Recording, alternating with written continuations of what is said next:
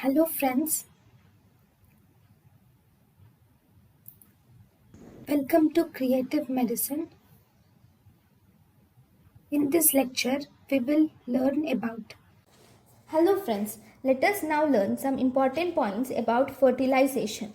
So if you see in the fertilization, when the sperm reaches the reproductive tract, it has reached the reproductive tract, then there are four steps which occur after fertilization. That is capacitation for fertilization. Actually, before fertilization, there are four steps that occur. One is capacitation. Second, we have acrosomal reaction with hyaluronidase enzyme. And third, we have a cortical reaction. And fourth, we have zona reaction. Already this chapter is done in embryology with immense diagrams, but here, because this is obstetrics and only a small part of each of them is necessary, I am not going into that detailed. So capacitation is the ability of the sperm to fertilize ova, is called as capacitation. Okay, so this capacitation, actually it begins in the cervix. This capacitation, it starts in the cervix and it gets completed, or majority of this capacitation occurs in fallopian tube. Capacitation is the changes in sperm that occur for the to fertilize ovum. Okay, so this capacitation, almost it takes 6 to 8 hours to occur. And this capacitation, what happens in capacitation? Normally in the caudal end of the epididymis, the sperm starts to become motile, but in fallopian tube the sperm becomes hypermotile in fallopian tube. And there are some other changes which also occur. So because of that, within 30 minutes the sperm reaches the fallopian tube. Okay, that is capacitation. Then we have acrosomal reaction with hyaluronidase enzyme. So the sperm will attach. See, this is the ovum. To this ovum we have zona pellucida. Now the sperm will come and attach to the zona pellucida. Once the sperm attaches to the zona pellucida, the acrosome present in the sperm, if you see, this is the sperm, this is the middle piece, okay, this is the tail. Okay, here to the head of the sperm we will have a cap like structure called as acrosome. Okay, once the head attaches to the zona pellucida, this acrosome, a small pinch gets a small pinch will get lost, and it releases the enzymes which are present in the acrosomal cap. Especially hyaluronidase enzyme will be released, and this hyaluronidase enzyme will dissolve with the zona pellucida and coronary dieta and thus enter the ovum. Sperm enters the ovum, and this acrosomal reaction is facilitated by some proteins which are zona pellucida proteins. Like we have zona pellucida, ZP1, ZP2 and ZP3 receptors. These will facilitate the acrosomal process. Then we have third process, which is called as cortical reaction. So with the help of this cortical reaction, the zona pellucida has entered the sperm has entered the zona pellucida and it has reached the cortex of oocytes. Now the sperm has reached the cortex of oocytes. Okay. So once the sperm has reached the cortex of oocytes, now the cortex of oocytes will release enzymes. Now enzymes are released by the cortex of oocytes. This cortex will now release the enzymes, and this release of enzymes by the cortex of the ovum is called as cortical reaction. Now after the cortical reaction, this enzyme will activate the zona pellucida, and this will make the zona pellucida completely impermeable to the new sperms. It will thicken the zona pellucida and make some conformational changes in the zona pellucida. So even if a new sperm will come and try to occupy it, this cannot penetrate. So these are the 4 reactions which are important for fertilization. Second, for preventing polyspermy, this zona reaction is very important for preventing polyspermy. So these are the events that occur before fertilization. Then what about the fertilization? So we will see the actual fertilization. In the actual fertilization, we have the sperm will combine with secondary oocyte and it undergo fertilization. This fertilization will actually happen in the ampulla of fallopian tube. Once there is fertilization, this fertilization leads to the zygote formation, okay, which again divides to form 2-cell stage, then it forms 4-cell stage, then it forms 8-cell stage, okay, and finally it forms 16-cell stage, which is called as morula. This 16-cell stage or morula forms by day 3. By day 3 it forms 16-cell stage or morula, and by day 3 or 4 this morula reaches the uterine cavity, moves into the uterine cavity with paralysis of the tube. So from tube it moves into the uterine cavity. By day 5 there is formation of these 16 cells, or the cells will also divide and they will organize as 2 different types of cells.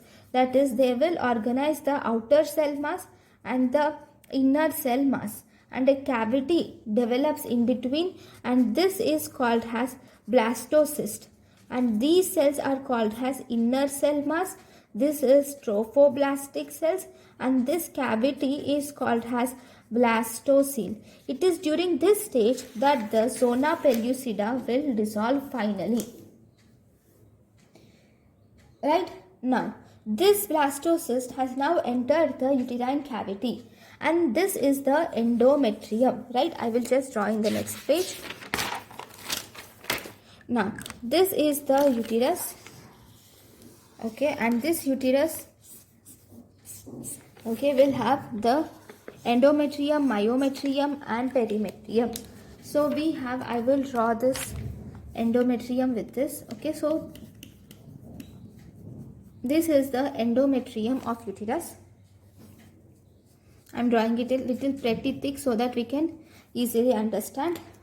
And obviously surrounding this endometrium we have the myometrium. Right, this is the myometrium, and surrounding the myometrium we definitely have the perimetrium or serosa, actually not the perimetrium, sorry. Okay, serosa of uterus will be there, or adventitia. Fine, these are the layers. So in the endometrium, first the blastocyst will come. I am drawing it with red color. So the blastocyst which comes will be initially buried superficially, and this is called as interstitial implantation. First and foremost, there will be an implantation called as interstitial implantation, where the blastocyst will just be implanted superficially. Okay, then afterwards there is deeper implantation occurs. This blastocyst will pull itself deeper, and finally there is also growth of these endometrial cells covers the embryo completely, and this is the final implantation to occur. Okay, this is the final implantation. Right, now the blastocyst has been implanted. Okay, now once it has been implanted, then this endometrium in the pregnancy, so this is the endometrium, right? So this endometrium which is present in the pregnancy is given a specialized name called as decidua. Right, so this decidua is mainly divided into 3 types. Okay, and I'll label it here. We have deciduo capsularis. Deciduo capsularis will separate the blastocyst from the uterine cavity. Now this is the blastocyst, right? This is the uterine cavity, right? Blastocyst, this is the cavity, and uterine cavity are separated by this piece of decidua, right? So this piece of decidua we call it as deciduous capsularis. This is the piece of deciduous, this part, where the blastocyst will separate the cavity, uterine cavity, by this deciduous capsularis. Then we have deciduous basalis, second type. Deciduous basalis will separate the blastocyst from the myometrium. So you have seen the myometrium, which is in obviously muscle, brown color. This is the myometrial wall. Okay, this is the blastocyst. These both are separated by this part of the deciduous, which is called as deciduous basalis, right? This is the deciduous basalis, which separates the blastocyst from the myometrium, that is deciduous basalis. Then we have deciduous parietalis. The rest of this deciduous which is present is called as deciduous parietalis. Okay, I will just draw these deciduous issues again so that it becomes easier. Okay, a bigger diagram. So this is the myometrium. I'm not going to draw with others, only the myometrium and endometrium. Okay, this is the myometrium. I will draw the blastocyst again here. This is the bigger blastocyst. Now I will draw the endometrium. So this is the endometrium, which is surrounding this part also. Okay, the whole uterus has endometrium, right? So this is the endometrium. Now if you see, what is important here is, I will just separate it with various colors. Now this is the deciduous which will separate. This is the deciduous which is actually separating the uterine cavity from the blastocyst, and this deciduous we call it as deciduous capsularis, because it is separating the uterine cavity and the blastocyst. That is deciduous capsularis, right? Can you see that? I think so. Or I'll draw with lesser color.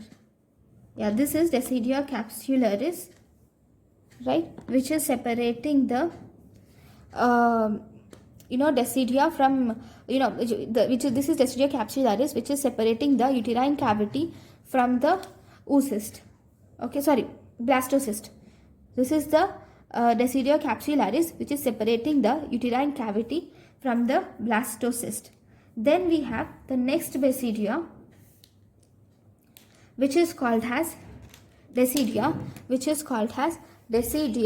basalis, which is this is the deciduous basalis, which is actually separating the blastocyst from the myometrium. This is deciduous basalis.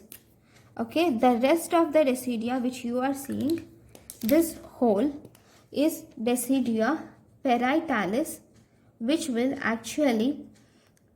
the rest of the deciduous is deciduous parietalis. So this is how we can separate the deciduous. Okay, now, right, after 14 to 16 weeks, at around 14 to 16 weeks,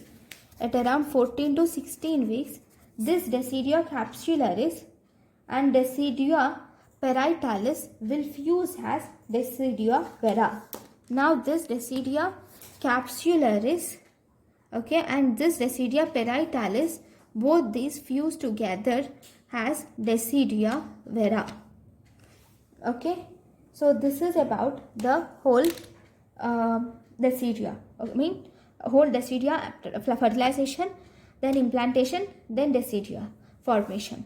Okay, so thank you guys for watching my lecture. Thank you.